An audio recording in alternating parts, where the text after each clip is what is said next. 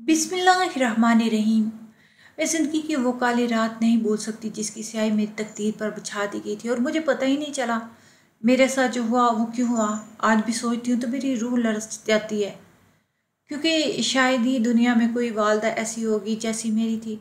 लेकिन मुझे खुद पे गुस्सा आता है कि मैं क्यों इतनी अनजान रही। मेरी वालदा की हकीकत मुझे क्यों नहीं पता चली। मैं तो उसे ना जाने क्या समझती थी और वो क्या निकली। काश मेरी वालदा ऐसा ना होती तो मेरे साथ वो सब ना होता जो हुआ। मेरा नाम सहरा शाह और मेरा तल्लक एक ऐसे घराने से था जहाँ मैंने अपनी वालदा के अलावा कभी किसी को देखा ही नहीं था। मैं नहीं जानती थी कि मेरे अब्बू कौन थे और क्या करते थे। ना मैं कभी अपने ददियाल वालों से मेरी अलबत्ता ननियाल में सिर्फ मेरी एक खाला थी जिसे मैं बचपन से अपने घर आते हुए देख रही थी, लेकिन हम इस खाला के घर कभी नहीं गए थे।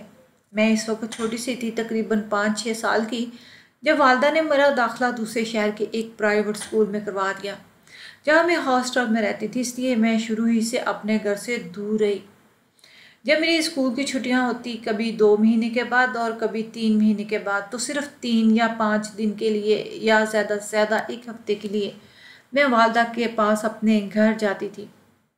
हमारा घर बहुत बड़ा और बेहद खूबसूरत था। दुनिया जहान की कौन सी चीज़ ऐसी थी जो हमारे घर में नहीं थी, बल्कि जैसे जैसे मैं बड़ी होती गई और चीज़ों को समझने लगी तो मुझे ये लगता था कि वालदा बेहद फजूल खर्ची कर रही है और घर में आसाइश आराइश और ऐसी ऐसी चीज़ें थीं कि जिनके बगैर भी ज़िंदगी बड़े आराम से कर सकती थी।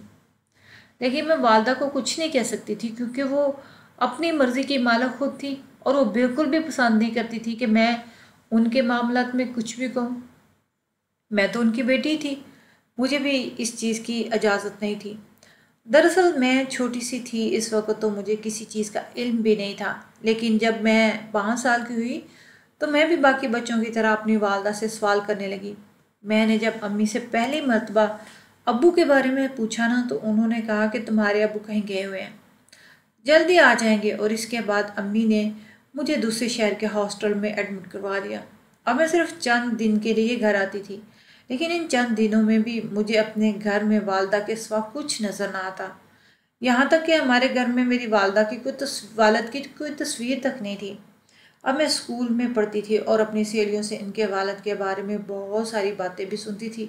इससे मेरे दिल में भी ये ख्वाहिश पैदा होती थी कि मेरे भी अब्बू मेरे पास रहें, जैसे दूसरी सहेलियों के अब्बू उनके लिए ढेर सारी चीज़ें लाते हैं, इनके नाज नखरे उठाते हैं, ऐसे मेरे साथ भी हो। लेकिन 8 साल के होने के बावजूद मैंने अपने अब्बू को नहीं देखा था। फिर एक दिन मैंने अपनी वालदा से पूछा कि मेरे अब्बू कहाँ हैं, तो अम्मा ने बताया कि तुम्हारे अब्बू अल्लाह के पास चले गए हैं और वो वहाँ से कभी नहीं आ सकते। तो मैं रोने लग गई। अम्मी ने मुझे दिलासा दिया और समझाया कि अब्बू नहीं है तो क्या हुआ, मैं तो तुम्हारे पास हूँ,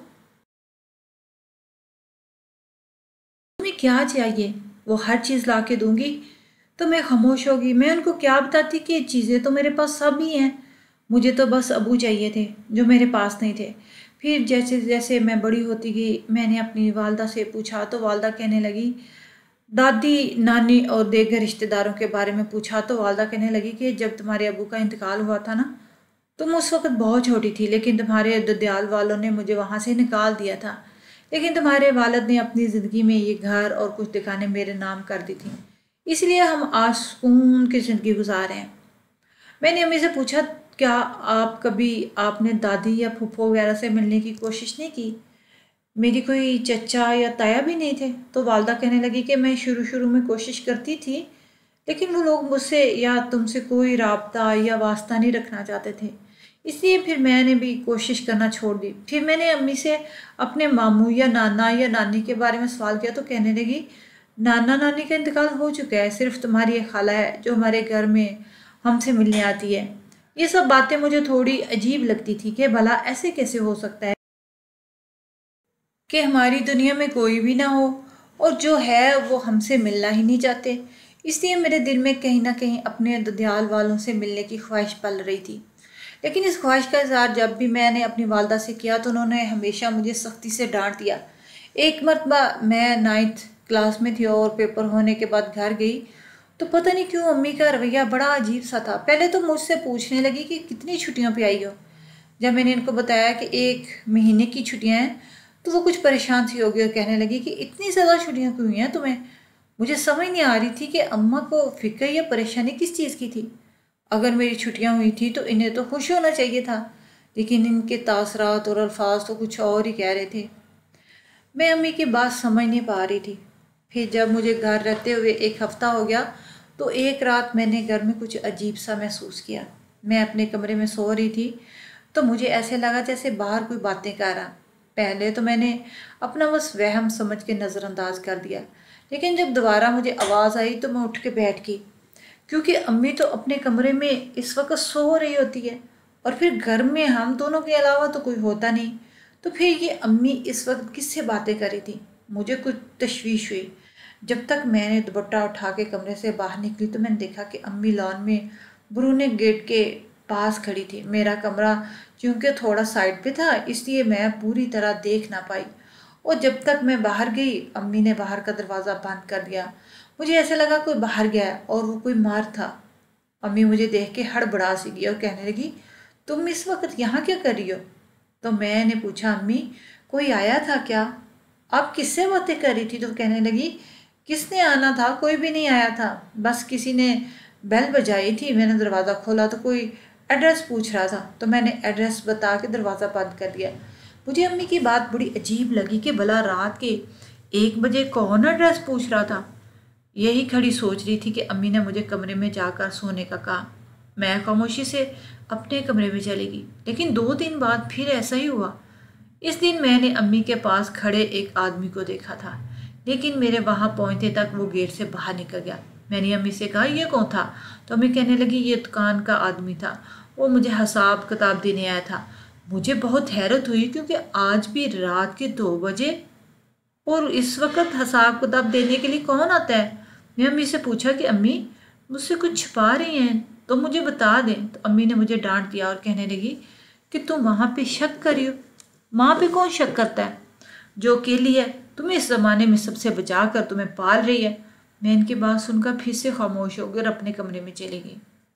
लेकिन अब मुझे बिल्कुल भी तसल्ली नहीं थी। जो अम्मी ने कहा था मुझे ऐसे लगता था जैसे कोई ऐसी बात है जिसे मैं नहीं जानती।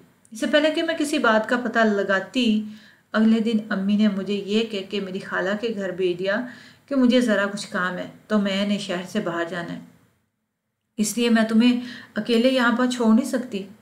जब मैं इनके काम का पूछा तो कहने लगी, कारोबार का कोई काम है तुम नहीं समझोगी, इसलिए तुम्हें आज खाला लेने आएंगी और तुम इनके साथ चली जाना। मैं खामोश थी, लेकिन मुझे खुशी भी हो रही थी क्योंकि मैं पहली ही मर्तबा खाला के साथ उनके घर जा रही थी। शाम को खाला मुझे लेने आ गई तो मैं अपना बैग लेकर इनके साथ इनके घर जाने के लिए निकली। वो दूसरे शहर में रहती थी, हम बस में बैठ कर गए थे। उनके घर पहुंचे तो मुझे हैरत का एक झटका लगा क्योंकि खाला भी अम्मी की तरह अकेली ही रहती थी।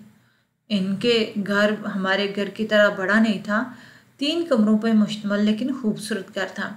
खाला ने मुझे एक कमरा रहने के लिए सेट कर दिया और कहने लगी कि तुम जब तक यहाँ हो इसी कमरे में रहोगी और किसी भी चीज़ की ज़रूरत हो तो मुझे बता देना। मैंने खाला को देखा और उनका शुक्रिया अदा किया और खामोशी से कमरे का जायज़ा लेने लगी। पैर रख कर वहाँ बैठ गई। पता नहीं क्यों मुझे इतना अजीब सा लगा। फिर मैं उठ के खाला के पास चली गई। वो किचन में खाना बना रही थी। खाला मेरी अम्मी से छोटी थी। मैंने इनसे पूछा कि खालू कहाँ हैं, तो कहने लगी तुम्हारे खालू जॉब के सिलसिले में मुल्क से बाहर गए हुए हैं। ये सुनकर मुझे हैरत का फिर झटका लगा क्योंकि यहाँ तक मुझे मालूम था, खाला या अम्मी के मुंह से ये नहीं सुना था कि खालू की नौकरी मुल्क से बाहर है।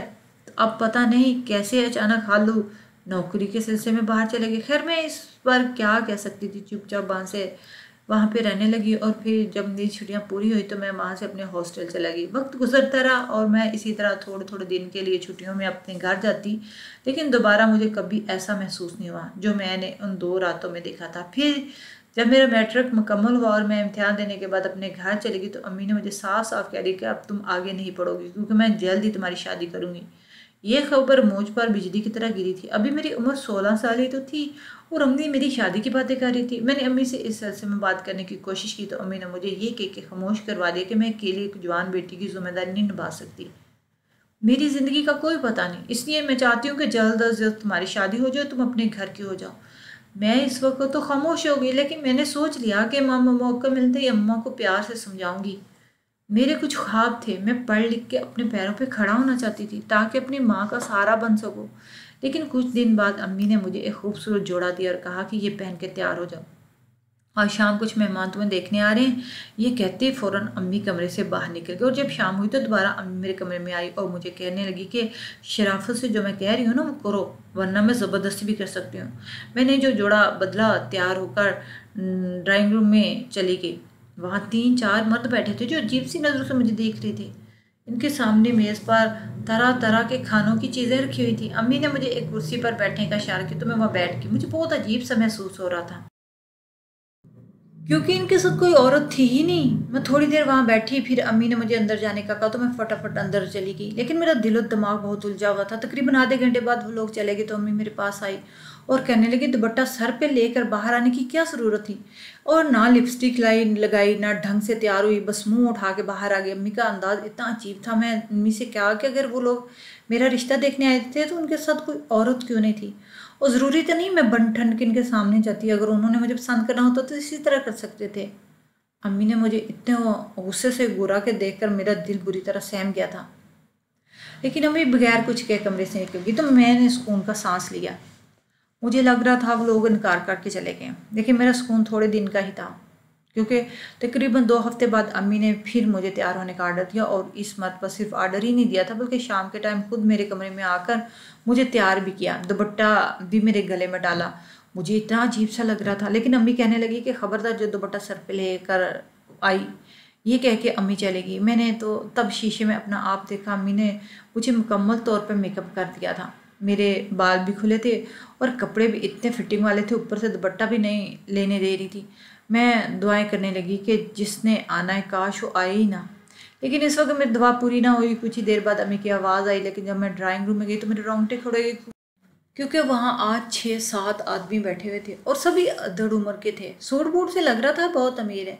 जब मैं लॉन्च में गई तो सबके सब सीधे हो गए। वो सीधे होके बैठ के अजीब नज़रों से मुझे देखने लगी। अम्मी बिल्कुल मेरे सामने खड़ी थी। अम्मी ने मुझे कहा कि मेरे पास चल कर आओ, तो मैं अम्मी के पास चली गई। फिर अम्मी कहने लगी अब अपने कमरे में चली जाओ, तो मैं वापस अपने कमरे में चली गई। मुझे समझ नहीं आ रहा था कि मेरी इस कैट वॉक का मकसद क्या था। मेरी तशवीश बढ़ी थी, इसलिए मैं अपने कमरे के दरवाजे से कान लगा कर बातें सुनने लगी। मुझ पर ये क़यामत गुजरी जब मैंने सुना कि बाहर वो लोग मेरी कीमत लगा रहे थे। अम्मी उनसे कह रही थी मेरी बेटी कुंवारी है और सिर्फ 16 साल की, इसलिए ये बहुत कम कीमत है। फिर किसने इससे ज़्यादा कीमत लगाई और उसके बाद इससे ज़्यादा कीमत, और पता नहीं कितनी आवाज़ें लग रही थी। लेकिन मुझे सब सुनाई देने लगा और दिखाई देना बंद हो गया। ऐसे लग रहा था जैसे कोई समात पर हथौड़े चल रहे हों। मैं कमरे का दरवाज़ा अंदर से लॉक करके अपने बिस्तर पर बैठ के मुझे इतना रोना आ रहा था। मेरी अम्मी क्या कर रही थी वो, अब तो मुझे शक हो गया कि वो मेरी सकी माँ नहीं थी, और मुझे बहुत गुस्सा भी आ रहा था। मैं अचानक उठकर बाहर चली गई। वहाँ सब मेरी बोलियाँ लगा रहे थे। मुझे देख के एकदम खामोश हो गई। मैंने अम्मी से कहा यहाँ जो हो रहा है मैं सब समझ गई हूँ, लेकिन एक बात आप भी कान खोल के सुन लो, मैं एक इंसान को गुड़िया नहीं जिसे आप बेच देंगे। मैंने भी इतना ही कहा था कि सारे मर्द उठ के खड़े हो गए। इनमें से एक बोला कि अगर हमारी इंसल्ट ही करनी थी तो हमें यहाँ बुलाने की क्या ज़रूरत है, और फिर ये कहकर सब वहाँ से चले गए। उनके जाने के बाद अम्मी मेरे पास आई और अम्मी ने मेरे मुँह पर ज़ोरदार थप्पड़ मारा। मैंने तुझे इस दिन के लिए तो पाल पोस के बड़ा नहीं किया था, तू मेरे सामने ज़ुबान चलाने लगे और हो गया तो वही होगा जो मैं चाहूँगी। आखिर मुझे इतने सालों की लागत भी तो वसूल करनी है जो मैंने आज तक तुझ पर लगाई। अम्मी की बात सुन के मेरा दिल टूट गया। मैं बहुत रोने लगी और मेरे आंसू पे कोई असर नहीं हुआ था। फिर वो कहने लगी इस दिन भी तो तूने बात ख़राब करके रख दी, और आज भी हालांकि ये सब बड़े अमीर थे और मुझे अच्छा खासा पैसा मिल जाता, लेकिन अब मैंने भी सोच लिया तेरे साथ क्या करना है। यह कह के अम्मी ने मोबाइल फ़ोन से पता नहीं किसे फ़ोन किया और कहा कि जल्दी आ जाओ, इसे यहाँ से ले जाओ। मैं अपने कमरे में चली गई और मैंने जाकर कमरा अंदर से लॉक कर लिया। मुझे नहीं पता था कि कब तक बैठी रोती रही। फिर जब रो रो के हल्कान होगी तो वहीं लेट कर सोगी। लेकिन जब मेरी आंख खुली तो अम्मी दरवाजे पे दस्तक दे रही थी। मैंने अम्मी से कहा मैं हरगिज़ दरवाज़ा नहीं खोलूँगी, किसी के साथ नहीं जाऊँगी। तो मैंने दस्तक देना बंद कर दी और थोड़ी देर बाद दूसरी चाबी से दरवाज़ा खोल दिया और बड़े प्यार से मुझे कहने लगी ठीक है, अगर तुम मेरी बात नहीं मान सकती तो ये कल तुम्हारे मामू आएंगे तो उनके साथ यहाँ से चली जाना, वरना वो लोग बार बार तुम्हारे पीछे आएंगे। क्योंकि वो तुम्हें देख कर जा चुकी हैं। इसलिए तुम्हारी बेहतरी इसी में है कि मैं हैरान थी कि एकदम से मेरा मामू कहाँ से आ गया। मुझे हैरान देख के मैं कहने लगी, अब तुम ये सोच रही कि मामू पहले कहाँ थे? दरअसल तुम्हारे ददियाल वाले बड़े जालिम लोग थे और मैंने तुम्हारे अब्बा से पसंद की शादी की थी, इसलिए तुम्हारे मामू ने मुझसे मिलना जुलना छोड़ दिया। अब कुछ नज़दीक आने लगे और दोबारा से मिलने लगे हैं तो मैंने इनसे तुम्हारा जिक्र किया, इसलिए तुम्हें अपने साथ ले जाना चाहते हैं। तुम कुछ अर्जन के साथ रहना और उसके बाद मैं तुम्हारी शादी कर दूंगी। मुझे तो इस वक्त अपने आप को इन आदमियों से बचाना था जिसको मेरी अम्मी मुझे भेज रही थी, इसलिए मैंने फ़ौरन अम्मी की बात मान ली। अम्मी के जाने के बाद अपना बैग तैयार किया, लेकिन सोने से पहले मैं पानी लेने कमरे से बाहर गई तो अम्मी की आवाज़ सुनकर मेरी कदमों तले ज़मीन निकल गई। अम्मी किसी से फ़ोन पर कह रही थी कि मैंने सहश को मना लिया, तुम कल आकर इसे यहाँ से ले जाना और मेरे 25 लाख लेकर आना। यह सुनकर मुझे यकीन नहीं आ रहा था। मेरी अम्मी अब सब वही कर रही थी, वही सब बातें कर रही थी जिससे मैं बचना चाह रही थी। मैं अपने कमरे में चली गई, दरवाज़ा बंद करके सोचने लगी अब मैं क्या करूं। मैं रो ही रही थी, यहाँ से निकलने का कोई रास्ता सोच रही थी तो कहाँ जाऊँ। मैं इसी सोच में थी कि मेरे मोबाइल पर एक कॉल आई। वो कॉल भी मेरे एक मामा ही था। दरअसल वो कॉल किसी औरत की थी जो मेरा नाम ले रही थी। मुझे अपनी भतीजी कह के पुकार रही थी। इसने कहा कि तुम्हारी अम्मी अच्छी औरत नहीं है, इसलिए हमने इसे घर से निकाल दिया। अगर तुम अपनी इज्जत और जान बचाना चाहती हो तो आज रात ही अपने घर से निकलकर बड़ी सड़क पे आ जाना। मैं वहीं तुम्हारा इंतज़ार करूँगी। मेरे लिए अब किसी पर भी यकीन करना बहुत ही मुश्किल था, लेकिन फ़िलहाल तो मुझे यहाँ से निकलना था, इसलिए मैंने इसे कहा कि मैं आ जाऊँगी। और फिर जब अम्मी सोगी तो मैं अपना बैग उठाकर खामोशी से घर से चलेगी। बड़ी सड़क पे वाक़ई कार में एक औरत बैठी हुई थी। वो फटाफट मुझे देखकर बाहर निकली। उसने मुझे गले लगा लिया, प्यार भी किया। फिर कार वाले को कहा कि हमें बस स्टॉप पर छोड़ दो, वहाँ से भागकर हम दोनों कहाँ जाएंगे ये मुझे मालूम नहीं था। मैंने इस औरत को पहले कभी नहीं देखा, इसलिए मैं ये नहीं जानती थी वो वाकई मेरी फूफो हैं या नहीं। मैं रास्ते में इसे पूछा कि आप लोग इतने साल मुझसे क्यों नहीं मिले, तो वो कहने लगी मैं तुम्हें सब बताऊंगी, अभी तो हमें यहाँ से निकलना है।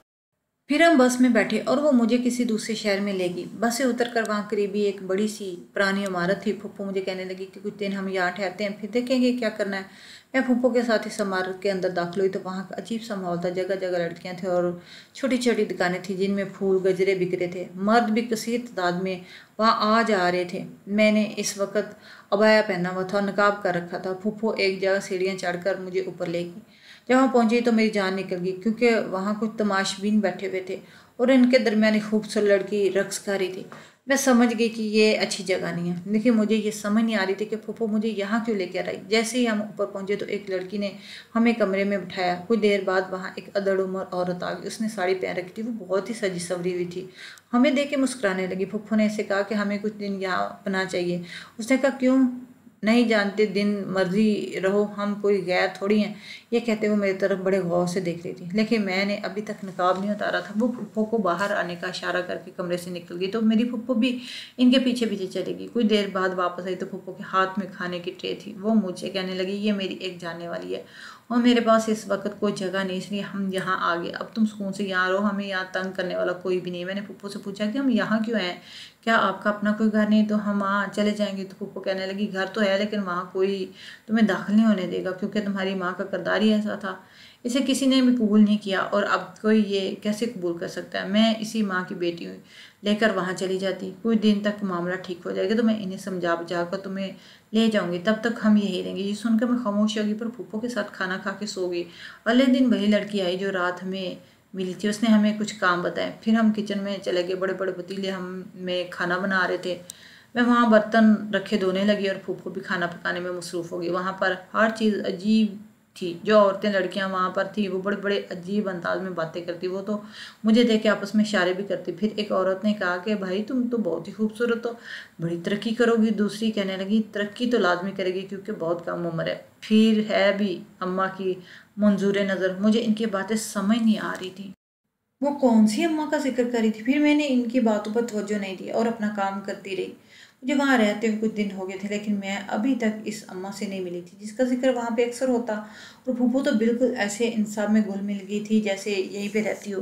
मुझे ये सब बड़ा अजीब लगा। एक दिन फूफो और दो तीन औरतें खड़ी बातें कर रही थी। इस दिन मेरी फूफो ने भी इनके जैसे कपड़े पहने हुए थे और बालों में गजरे लगा रखे थे। तो मैं हैरान होकर इसके पास गई और मैंने फूफो से कहा कि आपने किस तरह का लिबास पहना हुआ है और बालों में गजरे भी लगाए हुए हैं? तो सब हंसने लगी। इनमें से एक औरत ने कहा कि बस बीबी बहुत ड्रामा हो गया, अब इस हकीकत को समझ आओ कि तुमने यहीं रहना और ये सब करना है जो हम करते हैं। मैंने ना समझने वाले अंदाज में फूफो की तरफ देखा तो वो भी हंसने लगी और कहने लगी कि चलो और तुम्हें किसी से मिलवाऊँ। वो मुझे बड़े कमरे में लेकर चली गई। वहाँ पर और भी कुछ औरतें थीं। जैसे हम कमरे में गए तो सब उठकर कमरे से बाहर चले गए। वहाँ पर एक औरत थी जिसका मुंह दीवार की तरफ था। फुफ्फो ने वहाँ जाकर सलाम किया और कहा कि अम्मा जी आपका हीरा हाजिर है। अम्मा जी ने जैसे पलट कर देखा तो मेरे पैरों तले ज़मीन निकल गई, क्योंकि वो कोई और नहीं, मेरी अपनी ही माँ थी। अम्मी मुझे देख के मुस्कुराने लगी, कहने लगी कि मैं जानती हूँ तुम्हें कुछ समझ नहीं आ रहा होगा। दरअसल तुम किसी भी तरह मेरा दामन में नहीं आ रही थी, इसलिए मुझे ये सारा ड्रामा करना पड़ा। कोई तुम्हारी फुफ्फो नहीं, बल्कि इसी कोठे पे रहने वाली एक तवाइफ है और मेरी असलियत भी यही है जो तुम्हारे सामने है। वो तुम्हारा बाप मर गया और मैं दर दर की ठोकरें खाती रही। आखिरकार मुझे भी पलट कर यहीं आना पड़ा और फिर मैंने यहाँ से जो पैसा जमा किया इसी से वो घर बनाया।